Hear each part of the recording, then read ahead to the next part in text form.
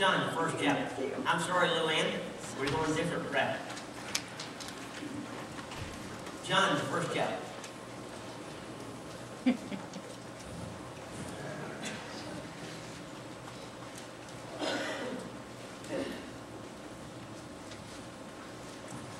going a different direction this morning than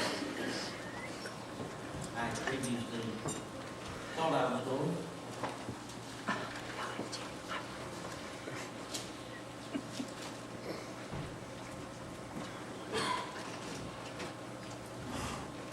Simply because, as Steve kind of confirmed for me in the direction I was going this morning out of the little humor that we had there with the shopping.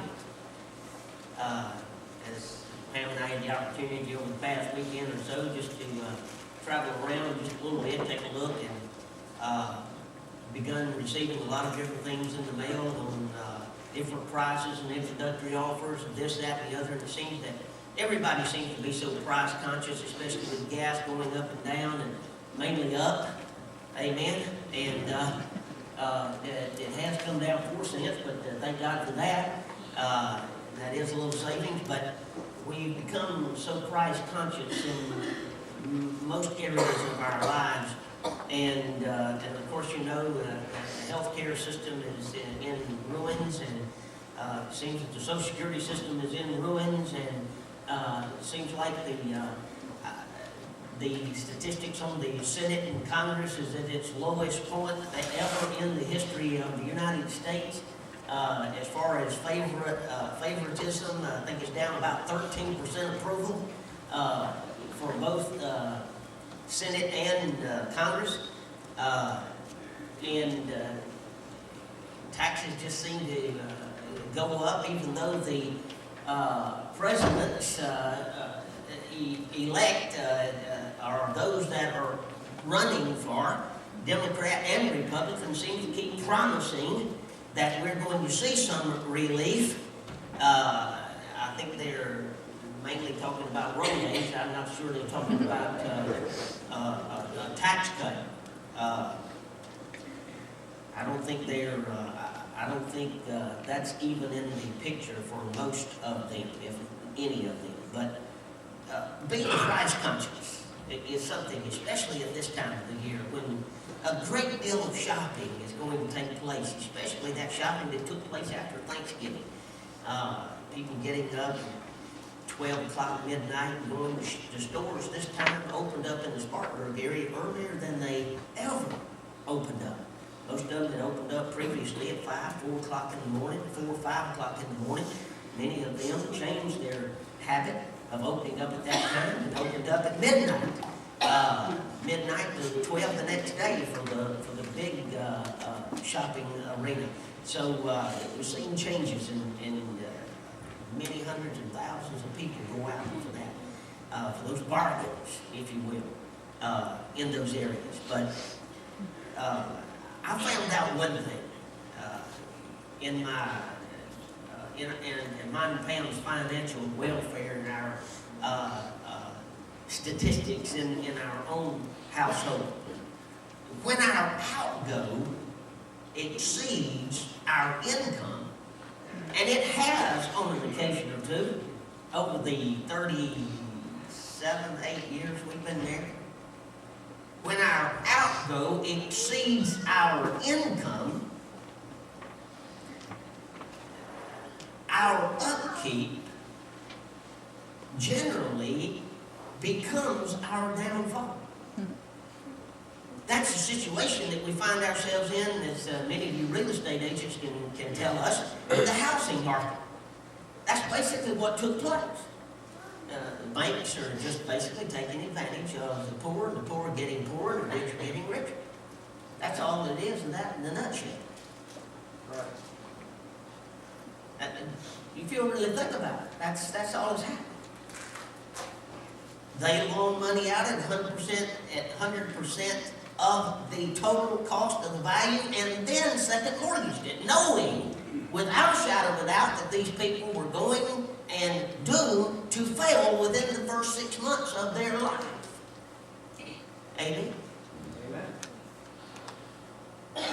rich keep getting richer and poor keep getting poorer. High pressure advertisement that we're faced with today, the soft selling, we're finding this in our financial markets. That took place in our housing market. That's the reason they're battling such a battle right now to overcome this situation. Easy credit, balloon payments are going to destroy a lot of people before Christmas this year. That's unfortunate.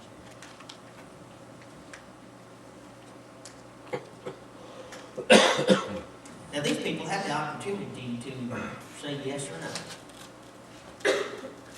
There's no doubt about that. But our need in America, you've heard me say that about Shannon so often, I need it, Mimi.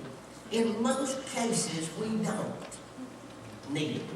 That's the reason we find ourselves in such a state financially, and in a state of mind without peace and joy in our hearts, because we are troubled over the prior choices that we've made. But one choice I want to draw your attention to this morning as we read this passage of Scripture is the high cost of rejecting Jesus.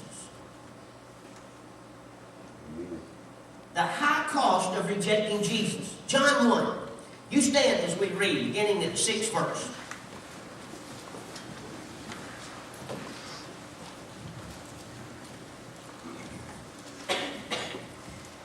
There was a man sent from John.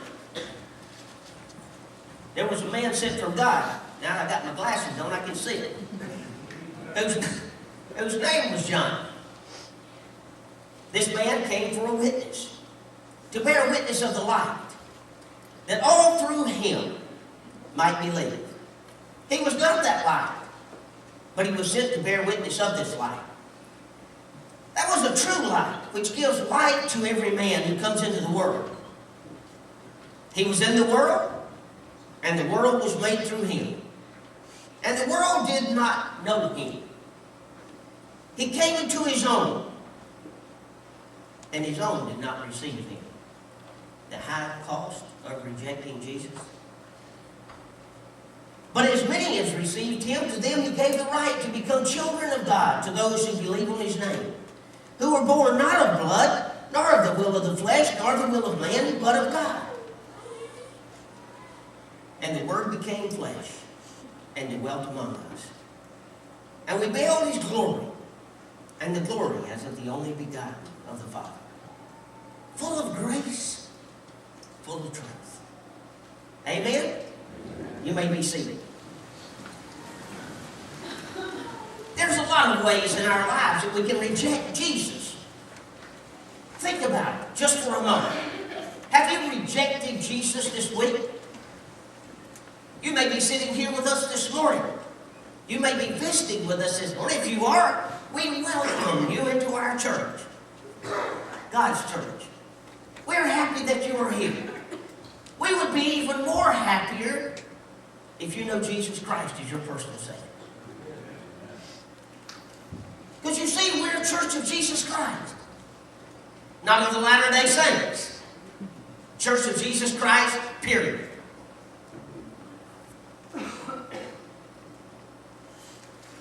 I've been washed in the blood.